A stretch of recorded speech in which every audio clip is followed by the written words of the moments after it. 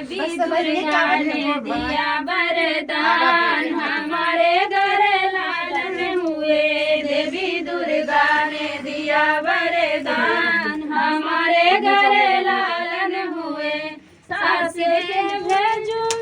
के भेजो ये काना, नद के भेजो रिक्शा। सास के भेजो ये काना, नद के भेजो रिक्शा।